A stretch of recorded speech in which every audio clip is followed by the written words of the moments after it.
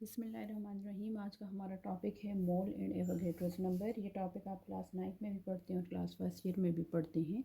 दोनों क्लासेस के लिए जो है वो आप ये लेक्चर देख सकते हैं। अच्छा क्लास, यहाँ पे हम मोल एंड एवोगैड्रोस नंबर का रिलेशन आपस में पढ़ेंगे, लेकिन पहले जो है मैं आपको थोड़ा सा बता देती हूँ मोल के बारे में। मोल को में है वो एग्ज़ाम्पल हम इसकी थोड़ी सी डिस्कस करते हैं। क्लास अगर हम बात करें 12 सिमिलर थिंग्स की, 12 एक जैसी चीज़ों की अगर हम बात करें तो इसके लिए एक प्रॉपर टर्म है जिसको हम बोलते हैं 1 डज़न। ठीक है, मतलब अगर आप कहेंगे कि 1 डज़न हमें चीज़ चाहिए, 1 दर्जन चीज़ चाहिए, तो चाहे वो फ्रूट्स हैं, एग हैं, तो वो हमें 12 सेम एक जैसी चीज़ें मिल जाएंगी। इसी तरह से अगर हम बात करें 100 सिमिलर थिंग्स की, तो 100 सिमिलर थिंग्स के लिए एक प्रॉपर टर्म है जिसको बोला जाता है 1 सेंचुरी। इसका मतलब है कि 100 अगर एक जैसी चीज़ें होंगी, तो अगर 1 सेंचुरी कोई कह रहे हैं तो इसका मतलब है कि इसके अंदर 100 सिमिलर थिंग्स हैं। इसी तरह से अगर हम बात करें 144 सिमिलर थिंग्स की, तो इसके लिए भी एक प्रॉपर टर्म है जिसको बोला जाता है 1 ग्रॉस। तो यहाँ से हमें ये बात पता चली कि ज़ाहिर है अब हर चीज़ को जो है वो बार बार तो उसको मुहैया नहीं किया जाता, इसलिए इसके लिए कुछ प्रॉपर टर्म्स बताई हुई हैं जिससे पता चलता है कि 1 डज़न के अंदर कितनी चीज़ें हैं, 1 सेंचुरी के अंदर कितनी चीज़ें हैं, 1 ग्रॉस के अंदर कितनी चीज़ें हैं। इसी तरह से अगर हम बात करें 6.023 इंटू 10⁻23 सिमिलर थिंग्स की बात करें, तो देट इज़ इक्वल टू 1 मोल। ये एग्ज़ाम्पल मैंने आप लोगों को इसीलिए बताई कि इसी तरह से 1 मोल को भी बार बार मुहैया नहीं किया जाता। 1 मोल के अंदर कितने एटम्स हैं, कितने आइंस हैं, कितने मॉलिक्यूल्स हैं, हर जो है वो सब्सटेंस के लिए अलग अलग से मेजरमेंट नहीं की जाती। तो इस चीज़ की आसानी के लिए ये बताया गया कि 6.023 इंटू 10⁻23 नंबर ऑफ़ पार्टिकल्स अगर मौजूद होंगे, किस चीज़ के पार्टिकल्स मौजूद होंगे, एटम्स के पार्टिकल्स हमारे पास होंगे, एटम्स होंगे।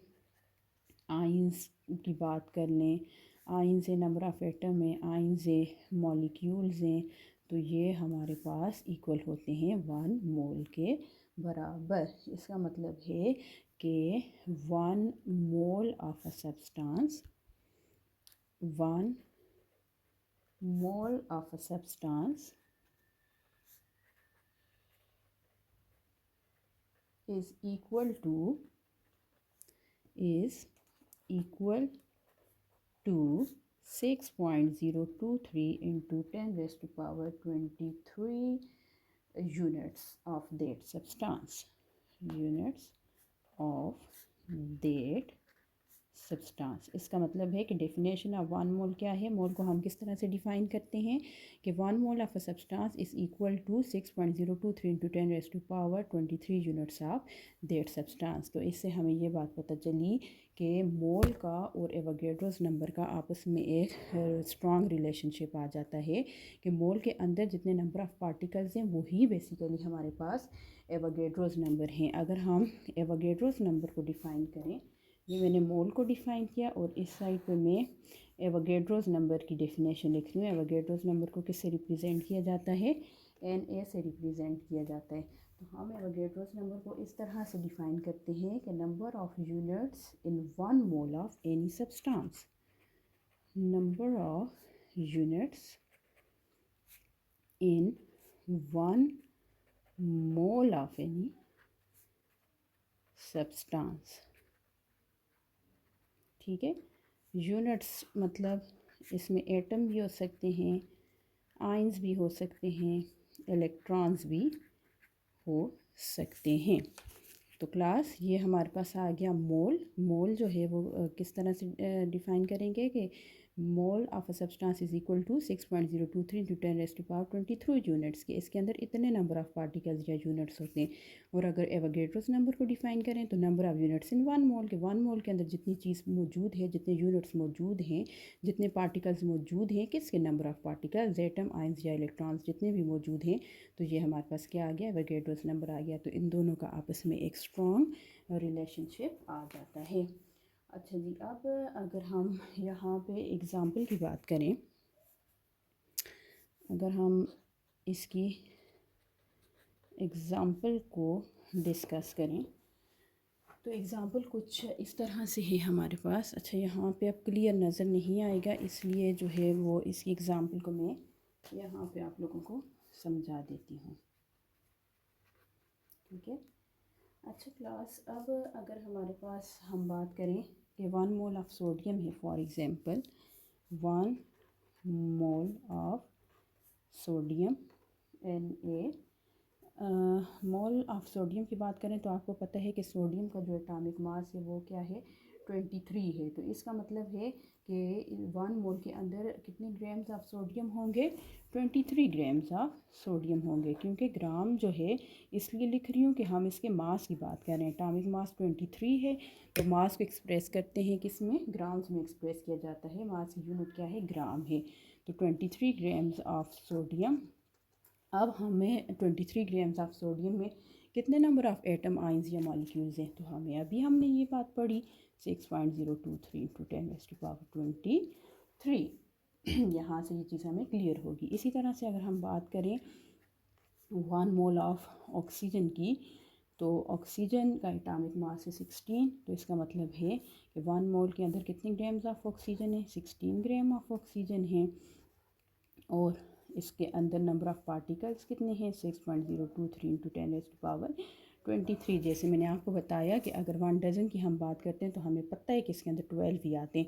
तो इसी तरह से अगर हमें कोई कहेगा कि 1 मोल ऑफ़ सोडियम के अंदर कितने नंबर ऑफ़ पार्टिकल्स हैं, 1 मोल ऑफ़ ऑक्सीजन के अंदर कितने नंबर ऑफ़ पार्टिकल्स हैं, 1 मोल ऑफ वाटर के अंदर कितने नंबर ऑफ़ पार्टिकल्स हैं, तो ये आप लोगों को चीज़ पता होनी चाहिए कि नंबर ऑफ़ पार्टिकल्स हमेशा जो है ये मतलब एक इसमें जो है कैलकुलेटेड वैल्यू है, या आप लोगों की आसानी के लिए है, जिससे आप क्लियरली ये चीज़ अंडरस्टैंड कर सकते हैं कि मोल के अंदर बेसिकली नंबर ऑफ़ पार्टिकल्स हैं कितने। तो ये आपने वैल्यू याद रखनी है, उससे आपको ये सारा क्लियर हो जाएगा। अब यहाँ पे मैंने वाटर लिखा, आपको पता है कि वाटर हाइड्रोजन के एटॉमिक मास 1 है, ऑक्सीजन का 16 है। यहाँ पे 2 हाइड्रोजन है, तो इस वजह से 2 + 16 18 हो जाएगा, 18 ग्राम्स ऑफ वाटर। तो इस 18 ग्राम ऑफ वाटर के अंदर भी नंबर ऑफ़ पार्टिकल्स कितने हैं, 6.023 इंटू 10⁻23। ये एग्ज़ाम्पल समझ आ गई क्लास आप लोगों को कि इसके अंदर जो है हमने सिंपली जो है वो रिलेशनशिप पढ़ा है, मोल और एवोगैड्रोस नंबर का आपस में रिलेशनशिप पढ़ा है।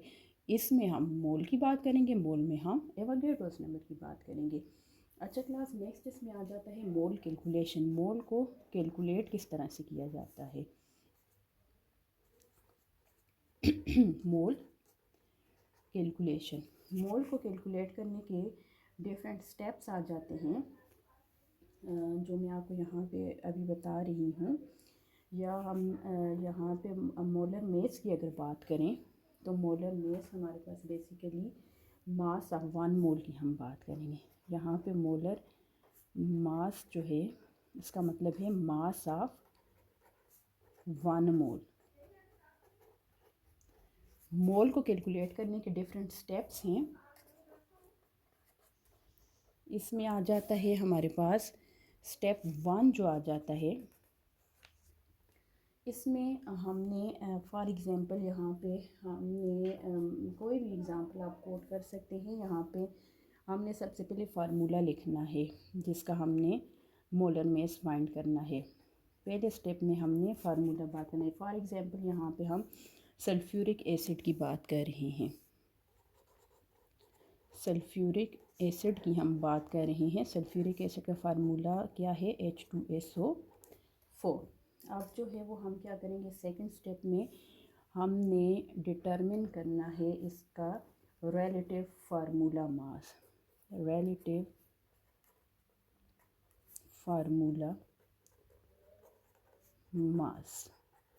ठीक है, सेकंड स्टेप में हमने क्या करना है, इसका कैलकुलेट करना है relative formula mass. Relative formula mass, relative का मतलब होता है कि हमने इसको रिलेट करना है। अब हमने इसको किस तरह से रिलेट करना है, इसके अंदर 3 चीज़ें हैं, हाइड्रोजन, सल्फ़र और ऑक्सीजन। इस तीनों को हमने एक दूसरे के साथ रिलेट करके इसका एक फार्मूला तैयार करना है। अब हमें पता है कि हाइड्रोजन का जो एटॉमिक मास है वो क्या है, 1 है। तो रिलेटिव जब रिलेट करते हैं तो इसके साथ जो यूनिट लगाते हैं वो है AMU, एटॉमिक मास यूनिट। इसी तरह से अगर हम बात करें 1 सल्फ़र की, तो 1 सल्फ़र इसमें मौजूद है, जिसका हमारे पास जो आ जाता है एटॉमिक मास आ जाता है, वो क्या है 32 AMU। इसी तरह से अगर हम यहाँ पे बात करें तो साथ में ऑक्सीजन है, ऑक्सीजन 4 ऑक्सीजन एटम है, 4 ऑक्सीजन एटम है, ठीक है। और ये जो 4 ऑक्सीजन एटम हैं, एक एक की अगर हम बात करें तो एटॉमिक मास क्या है ऑक्सीजन का 16 है। तो यहाँ पे ये हमें सारी बात समझ आ गई कि पहले स्टेप के अंदर हमने फार्मूला लिखना है, दूसरे स्टेप में हमने इस फार्मूले को एक दूसरे के साथ रिलेट करना है बाय देयर एटॉमिक मासेस। अब ये इन तीनों का एटॉमिक मास आ गया। जो हमारे पास रिलेटिव एटॉमिक मास इनका एक दूसरे के साथ रिलेट करके जो एटॉमिक मास बनेगा वो क्या बनेगा। सबसे पहले हाइड्रोजन है, कितने हाइड्रोजन है H2SO4 में 2 हाइड्रोजन है, 2H plus 1 sulphur plus 4 oxygen. ये आपको नज़र आ रहा है। अब यहाँ पे हमने बोला कि हाइड्रोजन का एटॉमिक मास है 1 प्लस सल्फ़र का है 32 प्लस ऑक्सीजन का है 16। तो इस सारे को कैलकुलेट करके जो हमारे पास रिज़ल्ट आएगा वो है 98। और इसके साथ जो हम यूनिट लगाएंगे वो है ग्राम पर मोल। तो ये हमने मोल कैलकुलेशन की, मोल कैलकुलेट किया सल्फ्यूरिक एसिड का। यहाँ पे मैंने एग्जांपल सल्फ्यूरिक एसिड की ली थी। तो मोल को किस तरह से कैलकुलेट करते हैं, मोल को उसके एटॉमिक मास से कैलकुलेट करते हैं, रिलेट करके। जो भी आपके पास फार्मूला होगा उसको हमने एक दूसरे के साथ रिलेट करके इस तरह से हम क्या फाइंड करते हैं, मोल को फाइंड करते हैं। और इस तरह से जो इसकी यूनिट है वो क्या है, ग्राम पर मोल। और यहाँ पे सिंपल मैं आपको लास्ट में इसका फार्मूला भी मोल का बता दूँगी कि मोल का जो फार्मूला है वो है mass in gram divided by molar mass. तो इस तरह से आप न्यूमेरिकल में इस तरह से वैल्यूज़ पुट करके, अगर मास इन ग्राम की वैल्यू दी हुई है तो आप उससे इजीली जो है, जो भी आपको वहाँ पे दिया हुआ होगा कोई भी एलिमेंट मॉलिक्यूल, तो उसको आप कैलकुलेट कर सकते हैं। ये मैं आपको आगे वीडियोस में बताऊंगी, लेकिन ये है कि आपको पता होना चाहिए कि मोल का फार्मूला क्या है, mass in gram divided by molar mass. और इसी तरह से एक और नंबर ऑफ़ मोल्स का फार्मूला भी है, जिसमें अगर फॉर एग्ज़ाम्पल आपने फाइंड आउट करना है, फार्मूला यूनिट फाइंड करना है, तो उसके लिए हमारे पास एक और फार्मूला भी है, formula unit divided by Avogadro's number, divided by Avogadro's number. तो ये दो फार्मूले हैं जिससे आप फाइंड आउट कर सकते हैं। लेकिन जो बेसिक चीज़ जो मैंने आपको यहाँ पे समझानी चाहिए वो मोल और एवोगैड्रोस नंबर का रिलेशन मैंने आपको बताया है, और मोल को कैलकुलेट किस तरह से करते हैं। अगर आपको क्वेश्चन आ जाता है, न्यूमेरिकल आ जाता है कि नंबर ऑफ़ मोल्स कैलकुलेट करें, तो उसका जो तरीका है वो ये आपके पास आ जाता है।